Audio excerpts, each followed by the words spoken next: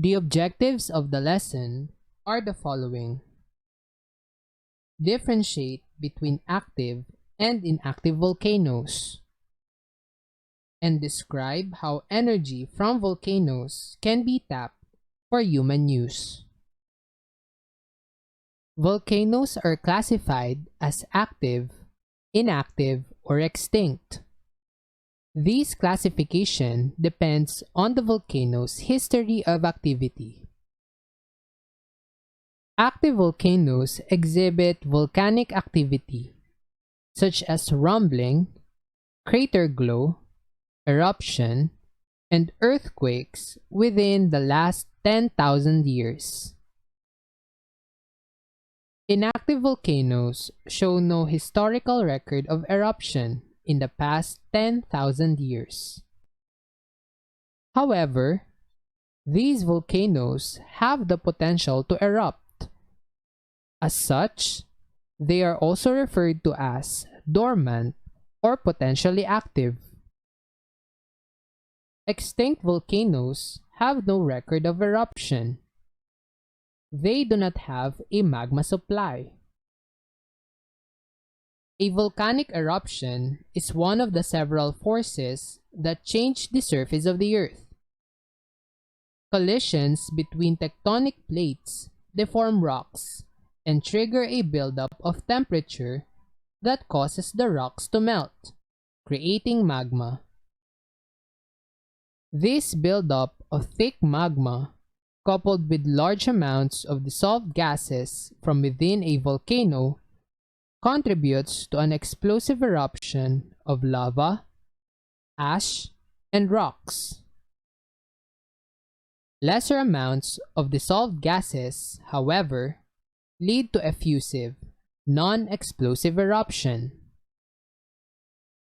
The cloud of ash that comes out of the crater is called an ash plume. Carried by the wind, the ash and other volcanic products can travel not just to nearby communities but also to other countries. The intense heat of the magma can produce the following dissolved gases during an eruption: water vapor, carbon dioxide, hydrogen gas, hydrogen chloride, hydrogen fluoride, hydrogen sulfide, and sulfur dioxide. Among the types of eruptions are Hawaiian, Strombolian, Vulcanian, and Plinian.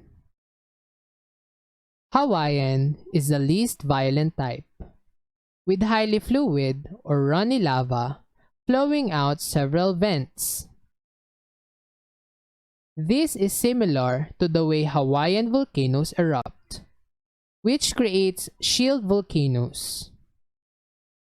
Strombolian is violent, featuring continuous ejection of magma and gas.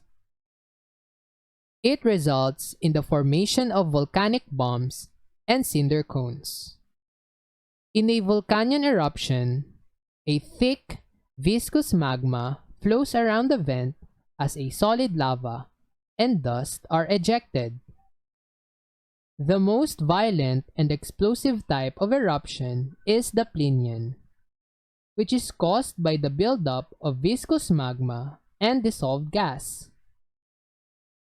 This type is accompanied by fast-flowing pyroclastic debris and lahars. Volcanic eruptions threaten life and properties. Volcanoes exhibit signs long before and after eruption. Careful monitoring of these signs enables scientists to give the appropriate warning to affected communities. Tapping heat within the Earth is a source of low-cost, clean, available, and renewable energy. The Earth not only heats up its own water, but also boils it. Engineers drill wells up to 3,000 meters to collect the hot water and convert it to steam to power turbines and generate electricity.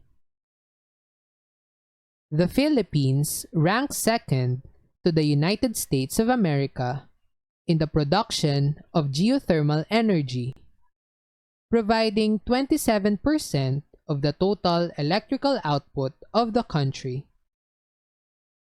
Geothermal plants operate in Negros Oriental, Leyte, Mindanao, Laguna, Albay, Sorsogon, and Cotabato. Just as forensic scientists use science to gather information about a crime scene, so do volcanologists use volcanoes to study what is going on inside the Earth. Dramatic and powerful explosions tell us that the Earth is a dynamic planet. Volcanologists cannot stop a volcano from exploding, nor can they predict when it will erupt. But they can warn people if there is imminent danger and advise immediate action. Volcanic explosions also tell us what the inner Earth is made of.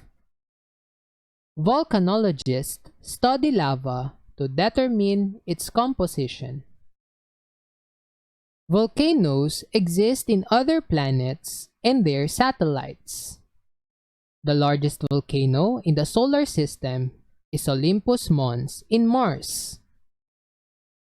Active volcanoes are also found on the Earth's moon, Jupiter's moon Io, Saturn's moon Enceladus, and Neptune's satellite Triton. That ends our discussion for today. Thank you for watching.